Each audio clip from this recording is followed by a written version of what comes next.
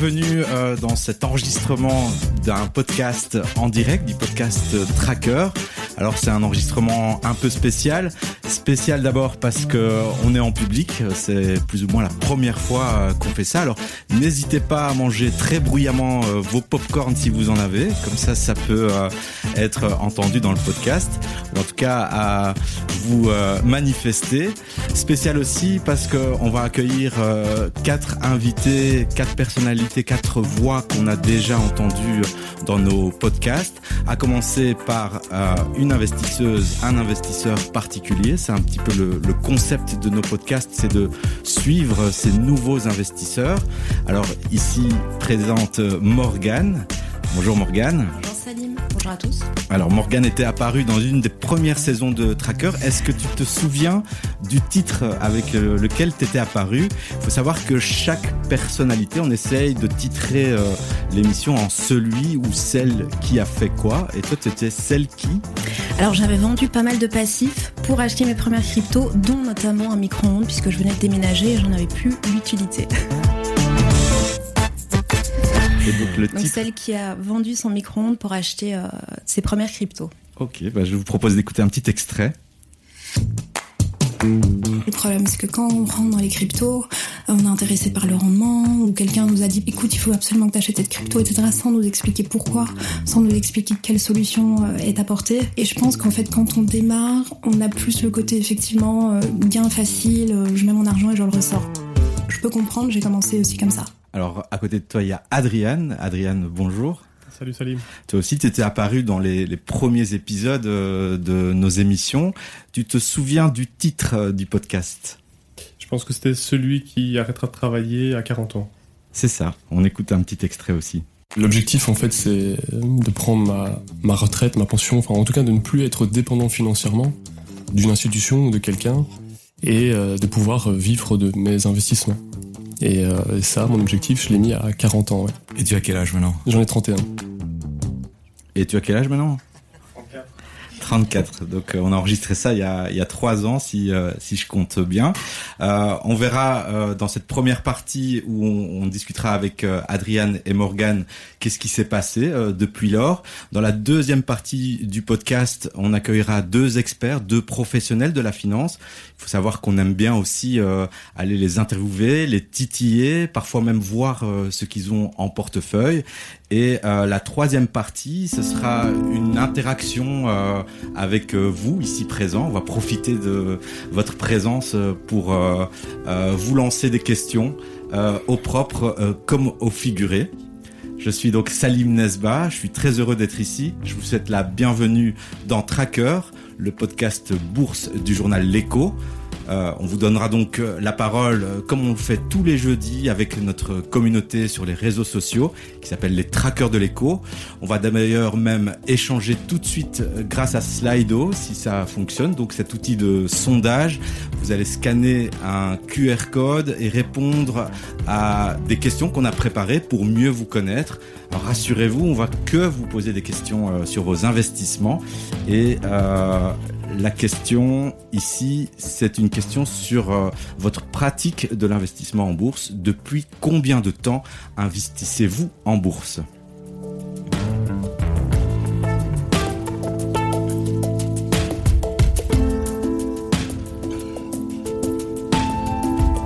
Alors on voit qu'on a plutôt un public de néophytes, moins de 5 ans, qui n'investissent pas en bourse majoritairement, certains baroudeurs qui ont plus de 10 ans d'expérience au compteur et 13% de l'assistance qui a répondu depuis plus de 5 ans, entre 5 et 10 ans.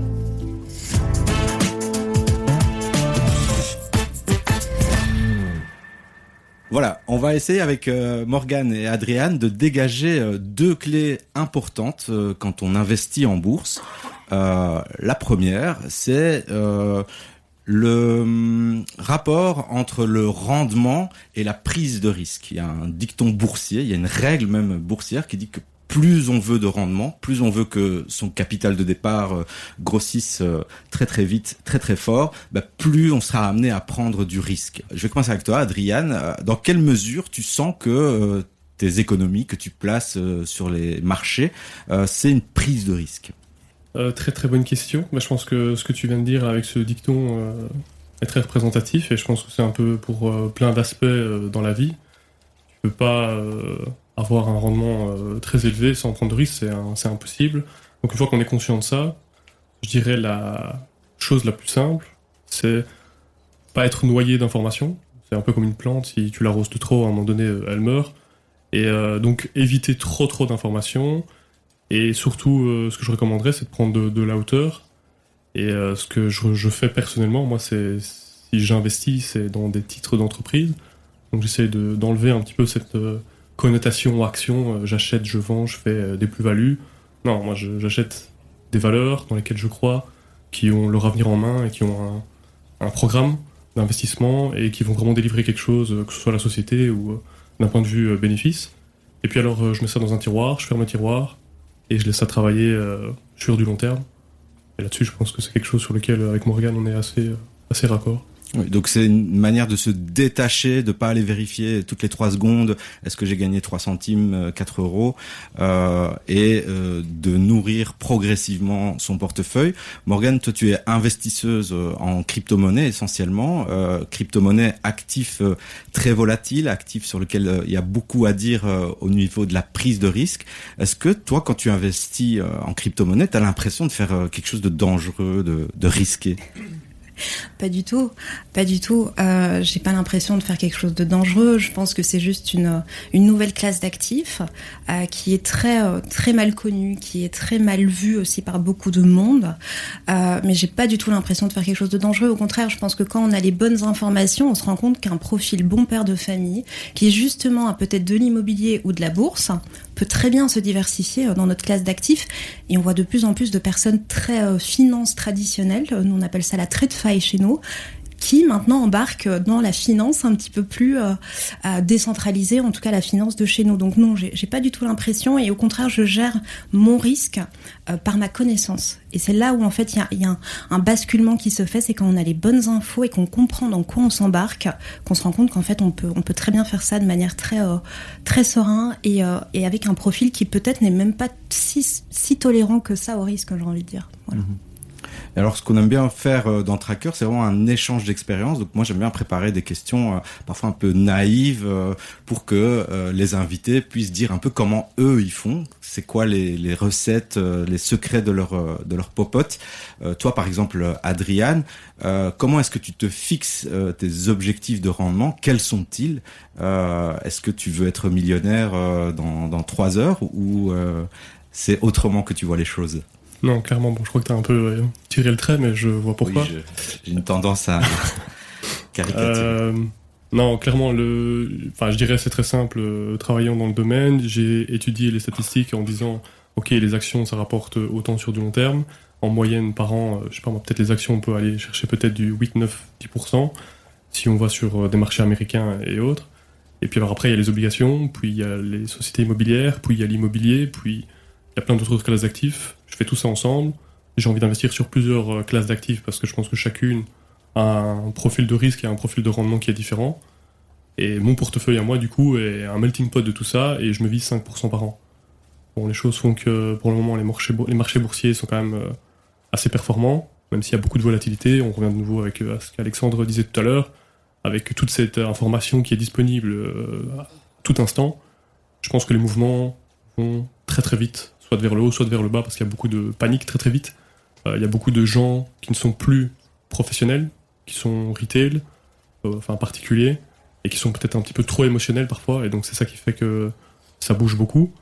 Mais donc, voilà, pour répondre à ta question, 5%. Oui, 5%. Donc ce chiffre est intéressant à l'heure actuelle. On en parlera dans la deuxième partie avec Michel Ernst et Bruno Ravescott. C'est intéressant de comparer ce chiffre à l'inflation. Et donc là, depuis quelques années, l'inflation reste très présente et dans certains cas, on est proche de ce niveau-là. Et c'est aussi intéressant de mettre ce 5% par rapport à l'imaginaire qu'on a des jeunes qui investissent en bourse, notamment en crypto-monnaie, ou sur le marché des cryptos, 5%, c'est rien. c'est pas grand. Enfin, je sais pas. Comment toi tu vois aussi tes objectifs de rendement et comment tu vis avec cette volatilité qui est plus présente? Oui, dans le marché des crypto-monnaies, c'est parce qu'il y a une volatilité qu'il y a un rendement qui n'a jamais été vu dans une autre classe d'actifs sur des durées qui sont extrêmement courtes. Il faut quand même se rendre compte que le premier actif de cette classe d'actifs qui est les cryptos, c'est Bitcoin. Bitcoin, il n'a que 16 ans d'existence. Donc effectivement, on est sur un marché qui est jeune, du coup, il est volatile. Maintenant, je pense que c'est ça aussi qui est peut-être recherché par certaines personnes. Quand on est là pour le long terme, et je pense qu'on va en parler un petit peu plus tard, la vision de la volatilité, c'est finalement quelque chose qui peut attirer des personnes qui ont une vision très court terme, faire quelques gains et ressortir. Ces personnes-là ne cherchent pas à comprendre notre écosystème, et ça, c'est un petit peu dommage. Maintenant, il y a des opportunités, ils les prennent.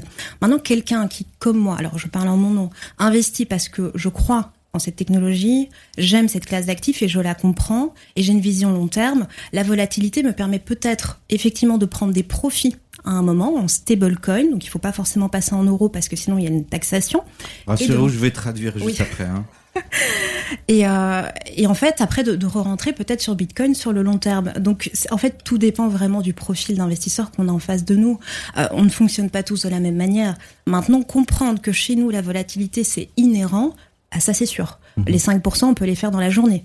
Mais ça peut aller vers le haut comme ça peut aller vers le bas. Donc c'est vrai que c'est quelque chose qui fait partie de notre écosystème, mais je pense que c'est parce que c'est une classe d'actifs qui est jeune et le moindre mouvement chez nous a un impact plus important forcément que sur la bourse qui existe quand même depuis, il me semble que c'était 1600 la première fois qu'on a pu investir en bourse, Société néerlandaise des Indes. L'immobilier, ça fait depuis la Mésopotamie, les cryptos, ça fait 16 ans. Donc on ne peut pas comparer l'incomparable non plus. Et chez nous, oui, c'est très volatile. Alors, quand Morgane dit, et tu m'arrêtes si je dis des bêtises, quand elle dit je vais prendre mes bénéfices et mettre ça dans des stablecoins, ça veut dire qu'elle est dans l'univers des crypto-monnaies. Les cryptos montent, et ça fait beaucoup quand on convertit ça en dollars. Et au lieu de retirer ça du marché des crypto-monnaies, elle le laisse toujours dans le marché des crypto-monnaies en achetant d'autres jetons numériques qu'on appelle des stablecoins. Et c'est une manière de préserver certains gains. Est-ce que, Adriane, tu as ce même type de fonctionnement avec des produits plus conventionnels comme les fonds, les ETF ou les actions de certaines entreprises?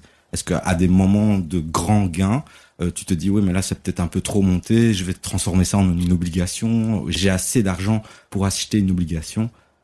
Je dirais que ma réponse est non. Je fais vraiment du buy and hold. Vraiment ce que j'achète, c'est sur du très long terme. La seule chose que je ferais pour vendre, c'est parce que je vois vraiment une opportunité incroyable. Et là, alors du coup, je suis obligé de prendre des bénéfices.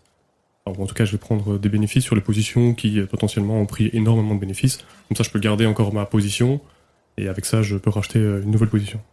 Alors, pour ceux qui n'ont pas compris, buy and hold, ça veut dire qu'il l'achète pour garder le plus longtemps possible. Il n'achète pas dans l'optique de revendre tout de suite. Ce qui nous permet de passer au deuxième sondage.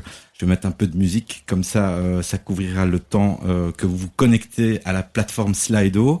On va parler de ce deuxième concept important quand on investit en bourse, c'est l'horizon de placement. Dans combien de temps je souhaite récolter mes fruits, couper les fruits de l'arbre que tu nous avais montré tout à l'heure, Alexandre. Donc ici on vous demande sur quel horizon de temps investissez-vous. Est-ce que c'est à long terme, 10 ans, 15, 20 ans, plus, à moyen terme, environ 5 ans, à court terme, moins d'un an ou moins d'une heure, et pas d'horizon de placement défini.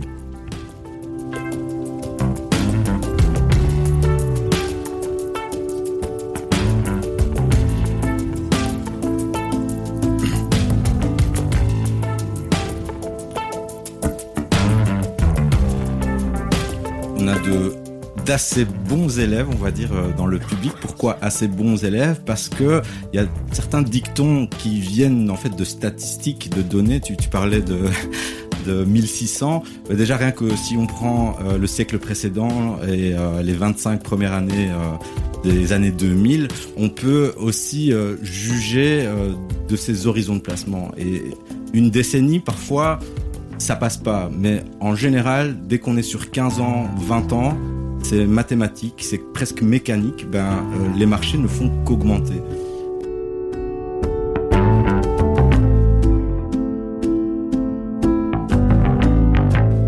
Et là, vous avez répondu majoritairement que vous investissiez avec un horizon de temps assez grand. Morgane, toi, tu étais la première à m'avoir parlé de long terme par rapport aux crypto-monnaies. Donc, Morgane est très crypto, comme vous l'avez pu l'entendre.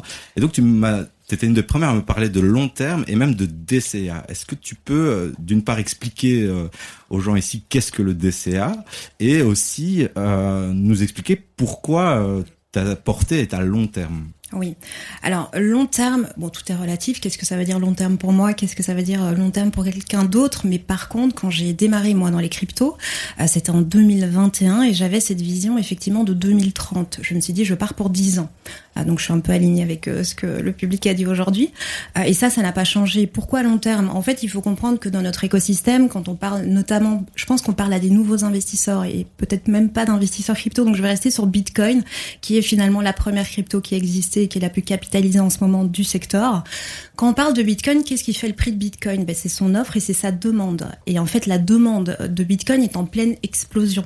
Il y a une institutionnalisation du Bitcoin, on a des sociétés qui sont cotées en bourse qui aujourd'hui veulent acheter du Bitcoin pour en avoir dans leur trésorerie. Donc on se rend compte que la demande explose, l'offre elle est limitée parce qu'en fait il n'y aura jamais plus de 21 millions de Bitcoin qui existeront. Et donc l'offre et la demande, qu'est-ce qui se passe? Bitcoin a priori a un avenir quand même prometteur sur le long terme d'un point de vue du prix. Donc tenir un actif comme par exemple Bitcoin sur le long terme, ça a du sens. Et surtout, on voit que historiquement, puisqu'il n'a que 16 ans d'existence, tous les 4 ans, les personnes qui ont acheté et gardé, donc tu disais buy and hold, en fait c'est ça, qui ont gardé leur Bitcoin sur le long terme, sont été les plus favorisés au final. Donc la vision long terme, elle est aussi très pertinente chez nous en crypto, mais sur Bitcoin, le premier actif. Et le DCA, puisque tu m'as demandé d'expliquer ce que c'est, en gros, c'est la possibilité d'acheter un actif. Donc chez nous, ça va être par exemple le Bitcoin. Et vous allez choisir une fréquence que vous allez déterminer à l'avance. Et vous allez choisir une somme que vous allez mettre. Et ce, peu importe le prix finalement de l'actif. Donc par exemple, Bitcoin, au lieu de l'acheter maintenant à l'instant T, vous pourriez vous dire, moi j'ai envie d'acheter Bitcoin quand peut-être il monte un peu plus, genre un peu plus confiance, à 120 000, 150 000, ce qui pourrait faire un moment. Et au lieu d'attendre ce moment-là, finalement, vous vous dites, non, moi j'ai envie peut-être de l'acheter plus bas aussi, donc qu'est-ce que je fais? Est-ce que j'achète pas? En fait, on enlève complètement le stress de se dire, je dois attendre le bon moment, et j'achète une fois par mois, une fois par semaine, une fois par jour même. Moi, j'aime bien le bimensuel, chacun fait comme il veut, mais en fait, c'est une fréquence d'achat qui ne va pas dépendre du prix de l'actif. Ça va simplement me permettre de savoir que j'achète cet actif quoi qu'il se passe, qu'il monte ou qu'il descende. Et en fait, ça crée un prix moyen d'achat qui est super intéressant sur le long terme. Et alors, ton long terme, donc par rapport au sondage qu'on a fait, tu répondrais quoi en fait si on devait convertir ça en crypto-monnaie? Complètement. Alors pour moi, c'est 2030, ça n'a toujours pas changé et j'ai même changé un peu ma vision. C'est-à-dire qu'à l'époque, j'étais quand même beaucoup dans la diversification, aller trouver des petites cryptos, etc. Alors que maintenant, je suis beaucoup plus à me dire, j'aimerais bien avoir un maximum de Bitcoin pour l'horizon minimum de 2030. Parce que c'est l'actif en lequel j'ai le plus confiance dans ce marché. Beaucoup de cryptos vont s'éteindre, beaucoup de projets n'existeront plus. C'est une réalité. Bitcoin, pour moi, sera toujours là. Donc j'ai vraiment cette vision-là et je pense que d'ici là, Salim, on pourra probablement faire beaucoup de choses. On peut déjà faire pas mal de choses avec notre Bitcoin. Il y a une vente immobilière à Toulouse, directement en Bitcoin avec les notaires qui étaient là. Il y a plein de promoteurs immobiliers au Portugal, à Dubaï qui acceptent aujourd'hui les cryptos. Donc je pense que je ne passerai même plus probablement en monnaie fiduciaire, c'est-à-dire l'euro ou le dollar. Pour nous, ce sera l'euro. Et que je resterai en crypto et que je ferai énormément de choses à partir de 2030. Et pourquoi pas un achat immobilier, puisque j'aime beaucoup l'immobilier. Et 2030, c'est parce que ça fait 19 ans après ton début ou c'est une date symbolique où tu te maries en 2030? Non, pas du tout. En fait, c'est plutôt le cycle des cryptos. Donc en fait, on a connu une certaine montée. Alors, je vais peut-être pas rentrer dans le cycle parce que c'est vrai que là, c'est un peu compliqué, mais en gros, il y a un événement qui s'appelle le halving, la division de la production de Bitcoin chaque 4 ans. En fait, c'est le 210 millième bloc sur Bitcoin, mais je vais essayer de pas être trop technique. Et après ça, on a une montée en fait en puissance de Bitcoin qui prend avec lui l'ensemble du marché. Et ça se répète plus ou moins tous les 4 ans. Donc en fait, comme la dernière fois qu'on a eu un halving, c'était en 2024, c'était l'année passée, le 20 avril 2024, eh bien on sait qu'en 2028, nous aurons le prochain événement appelé l'halving, ou la division de production par 2 de Bitcoin, et qu'ensuite, a priori, à voir, puisque le passé ne présume pas évidemment du futur, mais il y a quand même un cycle, il y a quand même une symphonie de cet écosystème. Et donc, ça nous projetterait sur 2028. Et donc, comme ça peut durer un an et demi, en général, le bull run. C'est pas une science exacte. Absolument pas tous les 4 ans calendrier, non. Mais c'est plus ou moins selon les projections. C'est très technique. Donc, c'est la rémunération que les gens qui minent du Bitcoin vont recevoir. Le prix va diminuer.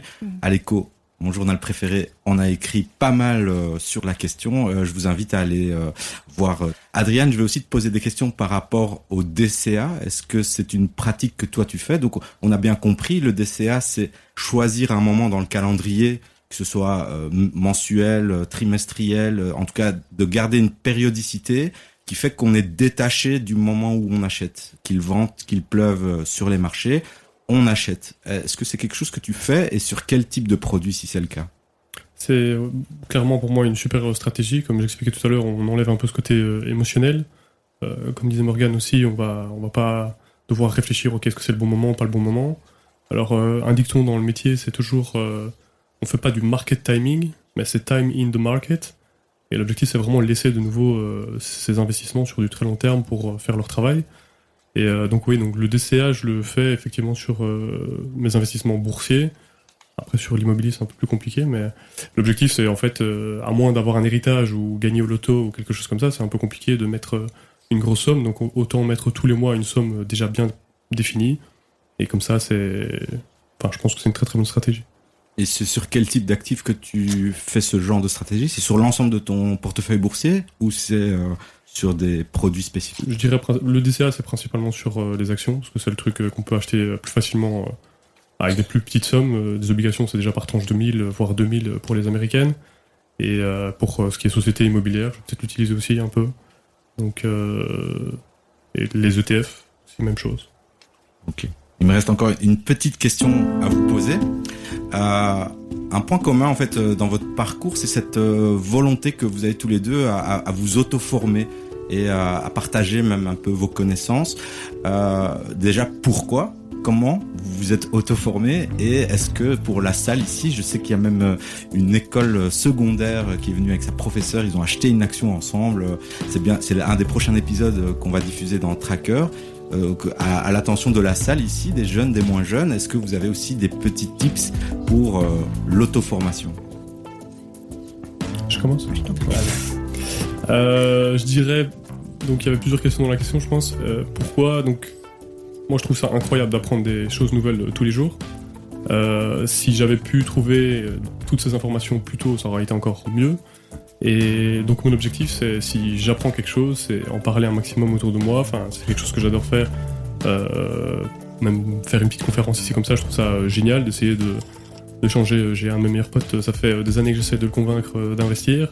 Et si un jour il y arrive, je pense que justement ce sera bénéfique pour lui. Et donc ce genre d'événement peut-être permet de faire ça.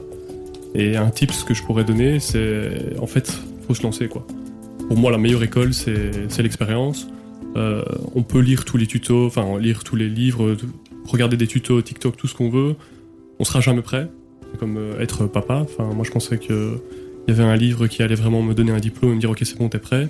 Et en fait, non, c'est une fois qu'on l'a et on apprend et c'est comme ça qu'on se lance, quoi. Et faire des erreurs. Donc évidemment, si vous avez 100 000 €, mettez pas les 100 000 € sur la première action. Mais on peut commencer avec 100 € et peut-être qu'on va se tromper. Bah, c'est le coût d'une formation, donc voilà. Et toi, Morgane? Du coup, Moi, je me suis formée toute seule parce que c'est un écosystème où il n'y avait pas énormément... Alors, il y a du contenu, mais il y a du bon contenu, il y a du mauvais contenu.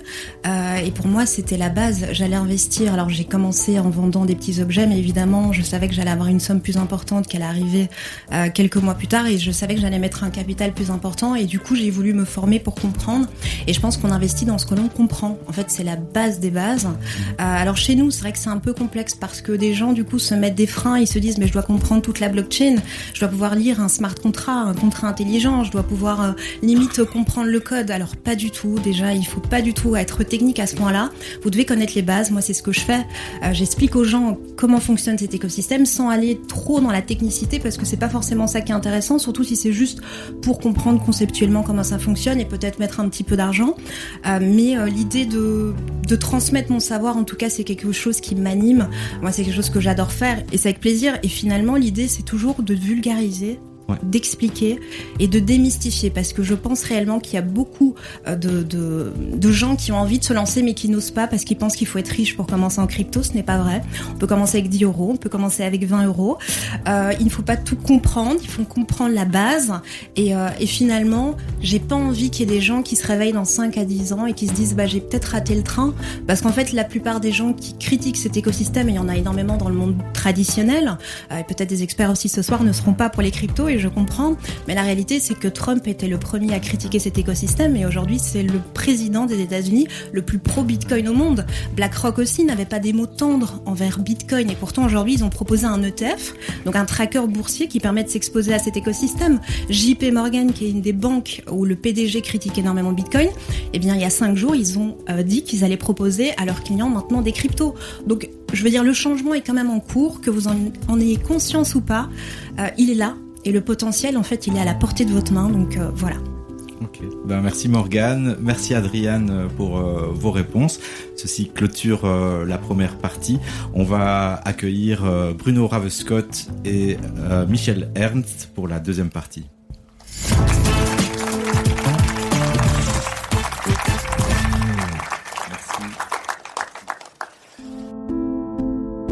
Et cette deuxième partie où il sera question de stratégie sera diffusée la semaine prochaine sur le site et l'app de l'Echo ainsi que sur la playlist de Tracker à écouter sur toutes les plateformes de streaming.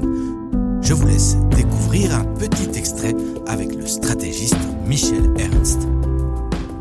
Je pense que dans les marchés, quels qu'ils soient, que ce soit les obligations, les actions, les cryptos, etc., il faut garder son sang-froid. Il y a des crashs, il y aura des crashs, il y en aura encore. Et il faut garder son sang-froid. D'ailleurs, je dois avouer personnellement, moi-même j'investis pas mal sur les marchés financiers, en bourse en particulier. Les meilleures affaires, je les ai fait dans les crashs. Restez bien branchés sur Tracker et allez jeter un œil sur notre groupe Les Trackers de l'Echo sur Facebook où des milliers d'investisseurs échangent tous les jours. C'était Salim Nesba au micro avec Ondine ORS, Rudy Wynant et Julie Garrigue à la réalisation. À la semaine prochaine.